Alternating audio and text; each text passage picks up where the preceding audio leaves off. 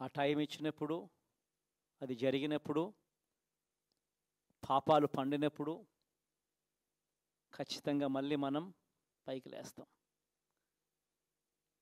ఈ విషయం ప్రతి ఒక్కరం కూడా గుర్తుపెట్టుకోవాలి. ఎందుకు ఈ మాట కూడా చెప్తా ఉన్నానంటే, రాజకీయాలలో అన్నిటికన్నా ముఖ్యమైన అంశం క్యారెక్టర్, విలువలు, విశ్వసనీయత.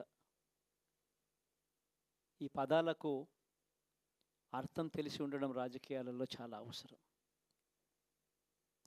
రాజకీయం అంటే ఎల్లవేళలా అధికారమే కాదు. అధికారంలో లేనప్పుడు కష్టాలు ఖచ్చితంగా వస్తాయి. కానీ ఖచ్చితంగా కష్టాలు వచ్చినప్పుడు మనం ఖచ్చితంగా ఏ రకంగా రియాక్ట్ అవుతామన్నది మన చేతుల్లో ఉంది.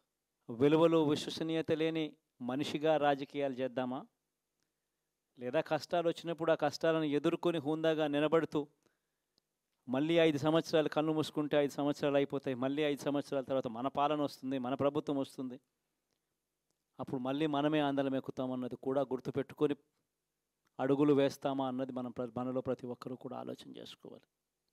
ఇదే మన ప్రభుత్వం అధికారంలో ఉన్నప్పుడు కులం చూడలేదు, మతం చూడలేదు, ప్రాంతం చూడలేదు, రాజకీయాలు చూడలేదు, చివరికి ఏ పార్టీకి ఎవరు ఓటు వేశారు అన్నది కూడా చూడకుండా ప్రతి పథకము కూడా డోర్ డెలివరీ చేయించాం. మనం అర్హత మాత్రమే ప్రామాణికంగా తీసుకొని ప్రతి పథకము, ప్రతి మంచి కూడా ప్రతి ఇంటికి డోర్ డెలివరీ చేయించాం.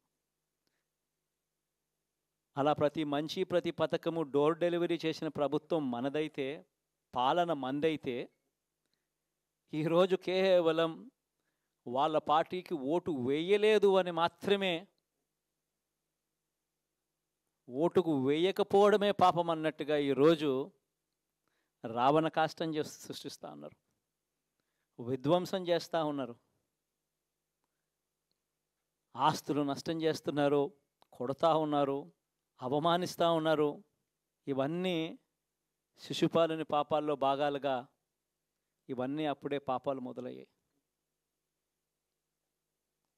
ఒకవైపున మనమేమో మనకు ఓటు వేయకపోయినా కానీ ఏ రోజు కూడా డిస్క్రిమినేషన్ చూడలేదు.